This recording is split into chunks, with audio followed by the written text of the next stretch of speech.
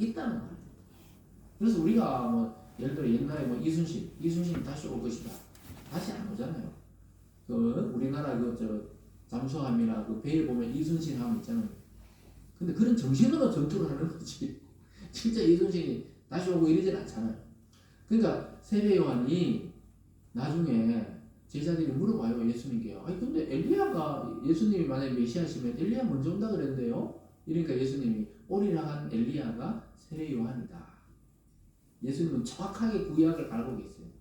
그러면서 오늘 이 가브리엘 천사가 전해줬던 걸 누가가 전하고 있잖아요. 엘리야의 심령과 능력으로 주 앞에 먼저 와서, 오늘 설교 제목이죠. 주님 앞에 먼저 와서 아버지의 마음을 자식에게. 이 아주 독특한 표현입니다. 보통 집 나간 자식이 아버지에게 돌아와야 되는데 아버지의 마음이 자식에게 돌아온다는 거예요. 하나님의 마음이 자기 백성에게로 돌아오게 한다는 거예요. 그리고 거스르는 자는 이제 하나님 백성들이 하나님의 배반하고 살던 사람들이 의인의 슬기로 돌아온다. 그래서 백성들이 하나님이 하나가 되는 거죠. 다 돌아와서 주를 위하여 세운 백성이 어떻게 해요? 생기게 되는데 그 준비하는. 그러니까 세례요한이 막 설교하면서 사람들 모여들었었잖아요. 그때 나중에 뭐 예수님이 딱 세례받으러 걸어오실 때 정확하게 알아봅니다. 또 세례요한이 뭐라 그래요? 저 사람이 뭐냐? 많은 백성의 죄를 지고 갈 하나님의 어린 양이다. 이렇게 이야기를 다 해줍니다. 그러면서 세례 받으라니까 아유 예수님 제가 어떻게 예수님께 세례를 줍니까? 이렇게 이야기해요. 나는 당신의 신발끈을 매기에도 부족한 사람입니다. 이렇게 이야기하니까 예수님이 아니다. 나에게 세례를 줘라. 그래야 하나님의 일이 이루어진다. 이래서 세례를 받으시게 돼요. 세례를 받아야 될 사람에서 받으신 게 아니고 사역을 스타트 시작하시는 시점에서 이제 세례 요한에게 세례를 받아요. 그 자가 태어날 것이라고 오늘 예언하고 있습니다. 여러분 엘리야 시대에 이스라엘이 하나님을 버리고 막 우상을 엄청나게 생겼잖아요. 그러니까 하나님이 어떻게 해요? 엘리야 보고 야 3년 반 동안 비를 오지 말게 해라. 또 3년 반 이후에 비가 올 때는 어떻게 됐어요? 바알과 아세라 선지자 850명 갈멜산에 모아놓고 자기는 한 명이고 1대 850으로 대결하잖아요. 불의 대결. 진짜 바알이 하나님이면 너희도 불이 내리고 여호와가 하나님이면 내가 제단에 불을 내릴 것이다. 이렇게 불대결하죠. 불대결. 근데 이 사람들은 막 밤이 거의 다 돼 가도록 뛰어놀고 막 외쳐도 발 해도 불이 안 내렸어요. 근데 조용히 엘리야는 물까지 갖다 붓고 그냥 왜냐 거짓말이 아닌 거 보여주기 위해서 물도 갖다 붓고 도랑도 만들어 놓고 옆에 물이 가득한데 하나님이신 여호와가 하나님이심을 보여주세요 하니까 하늘에서 불이 그냥 와장창 떨어져 가지고 그 장작을 다 태우고 옆에 물을 혀처럼 그냥 핫타 묻듯이 불이 쫙.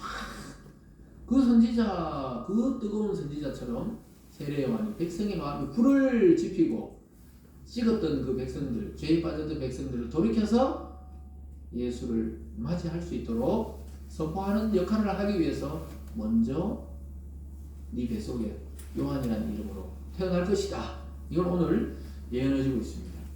여러분 우리들도 교회는 과연 이 땅의 교회들은 지금 뭘 해야 되는가? 우리끼리 모여서 교회를 크게 짓고 뭐 잘 먹고 잘 사는가? 그게 아니라는 거예요. 교회는 주님이 오실 길을 예비하는 공동체입니다. 믿습니까? 주님의 공동체가 뭐냐? 그 예비하는 방법이 그럼 뭡니까? 복음을 전하는 거예요. 예수님 뭐라고 그랬어요? 땅끝까지 복음이 전해질 때 내가 다시 오리라. 그래서 교회가 정말 핵심적으로 해야 될 사역은 말씀을 듣고 믿고 또 그 복음을 전하는 것이 성도와 교회의 역할입니다. 주님 다시 오실 걸 예비하면서 막 앞산에 가면 맨날 밤에 기도하는 게 아니고 복음을 전하다가 보면 어느 날 주님이 오신다는 거예요. 우리가 그런 교회 되기를 주님의 이름으로 축원합니다. 근데 오늘 마지막 세 번째로 보면요, 믿지를 못하는 이 제사장 사가랴의 모습을 보게 됩니다. 도저히 못 믿잖아요. 왜냐하면 자기가 나이가 많고 지금까지 많은 시도를 했지만 이 잉태가 안 되는데 과연 될까? 이렇게 의심 아닌 의심을 하기 시작합니다. 마치 아브라함과 이삭이 웃었듯이 그럴 거 아니에요. 나이가 지긋하신데 아유 그래 이제 내년에 아들 낳게 됩니다. 이 말이 진짜 안 믿어지는 게 정상이죠. 그게 안 믿어지니까 어떻게 해요? 천사가 그래? 그럼 너에게 표를 주겠다. 애가 잉태될 때까지 일시적인 벙어리가 되도록 해주겠다. 이렇게 말을 못해요. 갑자기 18절부터 20절입니다. 사가랴가 천사에게 이르되 내가 이것을 어떻게 알리요? 나이가 늙고 아내도 나이가 많으니이다. 천사가 대답하여 이르되 나는 하나님 앞에 서 있는 가브리엘이라. 이 좋은 소식을 전하여 내게 말하라고 보내심을 받았도다. 보라, 이 일이 되는 날까지 내가 말 못하는 자가 되어 능히 말을 못하리니 이는 내가 내 말을 믿지 아니함이거니와 때가 이르면 내 말이 이루어지리라 하더라. 일시적인 이 벙어리가 되게 했습니다.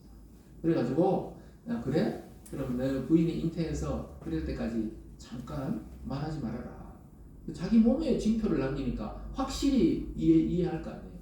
그래서 시컨이 재단에 분양하고 나왔는데 백성들이 밖에 기다리거든요. 하나님 무슨 계시가 있는가 뭔가 싶어가 제사장만 들어갈 수 있으니까 분양단 안에 밖에 기다린단 말이에요. 그래서 오늘은 하나님 무슨 말씀 하셨는가 싶은데 사가랴 나와 말을 못해요. 뭐 수화도 못 배우고 순간적으로 말을 못하니까 전부 하나님의 환상을 봤구나. 백성이 알아차린 거예요. 뭔 일이 있었다. 들어갈 때 분명히 뭐 이렇게 말하고 들어갔는데 나오니까 입이 그냥 다물어져가지고 말을 못해가지고 뭔 일이냐 그러니까 계속 이러고 있으니까 백성이 알아차렸어요. 볼까요? 22절에 보면 그가 나와서 그들에게 말을 못하니 백성들이 그가 성전 안에서 환상을 본 줄 알았더라. 그가 몸짓으로 뜻을 표시하며 그냥 말 못하는 대로 있더니 뭐 손짓 발짓 해가지고 너희가 뭐 이렇게 했는데 뭐가 왔구나. 백성들이 알아차린 거예요. 환상을 봤구나. 그래서 일시적으로 지금 말을 못한다 이렇게 생각을 한 겁니다. 그리고 나서 엘리사벳이 이제 아내가 고백해요. 아까 제가 초반에 말했잖아요. 그 당시 그 수치와 부끄러움을 안고 있던 이 여인이 자기가 고백을 해요. 하나님이 내 수치를 씻어주셨다 이렇게 고백합니다. 24절과 25절입니다. 이후에 그의 아내 엘리사벳이 잉태하고 5달 동안 숨어 있으며 이르되 주께서 나를 돌보시는 날에 내 부끄러움을 없게 하시려고 이렇게 행하심이라 하더라 이렇게 말합니다. 아주 놀랍게도 자기는 부끄러워했는 거예요. 남편은 괜찮다. 여보 괜찮아. 왜 없어도 우리가 하나님 앞에 신실하게 살다가 하나나라 가면 되지 이렇게 이야기를 했던 거예요. 그렇지만 부인은 남편에게도 미안할 것도 있지만 자기 스스로 여성으로서 아이를 아예 낳기 싫은데 안 낳는 거하고 아이를 갖고 싶은데 못 가지는 거는 이거 엄청나거든요. 아이를 갖고 싶은데 유산 내봐요. 막 몇날 며칠 웁니다. 어떤 여인들은 막 울어요. 막 우울증이 와요. 그렇다 하더라고. 얘를 가고 싶은데 몇 번 이렇게 계류 유산이라고 그러죠. 그냥 유산 돼가지고 어느 날 뭐 애기 집이 없어. 그럼 뭐 그렇게 운다 그래요. 남편들이 위로 안 해줘. 아유 괜찮다 해도 위로가 안 된다 그래요. 애를 가져야 그게 진짜 해결되죠. 그래서 오늘 이 지금 엘리사벳이 너무 마음 아픈 여인이었다는 걸 알게 돼요. 근데 어떻게 해요? 그 마음 아팠던 여인이 역전이 일어나면서 내 부끄러움을 없게 하시려고 이렇게 행하셨다. 그러니까 나중에 뭐 얘가 목 잘려 죽을 줄은 생각도 못하죠. 자기 아들이 그리스도를 증거하다가 나중에 헤로드 앞에 가가지고 막 그러다 감옥에 있다가 목을 탁 잘릴 줄 생각도 못하지만 어쨌든 지금 기쁜 거예요. 기뻐가지고 막 너무 내 부끄러움이 없어졌다 이렇게 엄마가 좋아하고 있습니다. 여러분 심령이 가난한 자는 복이 있다. 예수님 그 말씀 그대로 이루어진 거예요. 일생을 애 못 가지고 있다가 그런 남편도 아주 정조를 지키면서 첩을 들이거나 우리가 사사시대 때 그 누굽니까? 그 레위인이 첩을 들이듯이 이래 안 하고 이렇게 아브라함도 처음에 기다리다 안 되니까 사라가 그랬잖아요. 내 종인데 애를 아주 세게 종이 애 놓으면 자기 애가 되거든요. 그래 하가를 넣었다가 막 큰일 날 뻔했잖아요. 둘이 막 싸워가지고 오히려 자기가 막 터줏대감 역할을 하려고 그러다가 막 그래가지고 막 이 사라가 마음 아파하니까 아브라함이 마음대로 해라하니 쫓아내버렸잖아요. 쫓아냈는데 하나님의 천사가 그때도 와가 어떻게 해요? 다시 들어가라 그래요. 하갈하고 이스마엘 보고 다시 아브라함 집으로 들어가라 그래요. 그래서 다시 들어옵니다. 어쨌든 이런 일이 있었는데 이 사가랴는 그러지 않았거든요.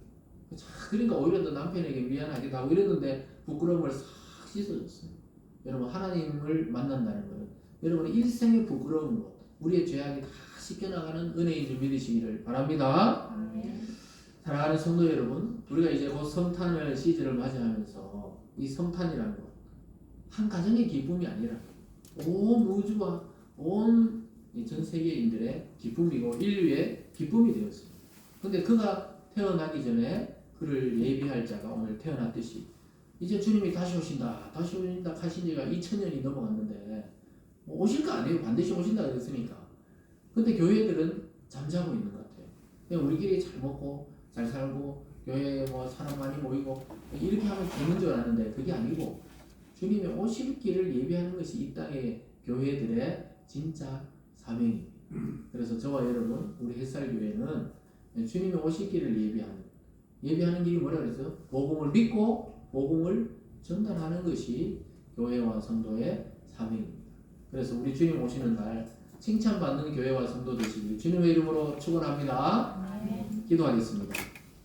사랑의 하나님 아버지 감사드립니다. 이 복음서를 통하여 주님 오심을 기다리며 또 이미 2000년 전에 이 땅에 오셨던 예수 그리스도를 깊이 묵상하며 또 성탄을 맞이하는 우리 교회와 성도들 다 되게 하여 주시옵소서. 특별히 사가랴와 엘리사벳이 그 부끄러운 수치를 하나님께서 기쁨으로 바꾸어 줬듯이 그리스도를 만난 그 모든 은혜가 우리 성도님들에게 미치게 하여 주셔서 정말로 이 12월 한 달 동안 하나님 주시는 은혜로 기쁨이 충만한 한 달이 되게 하여 주시옵소서. 감사드리며 예수님 이름으로 기도드리옵나이다. 아멘. 우리 함께 찬송가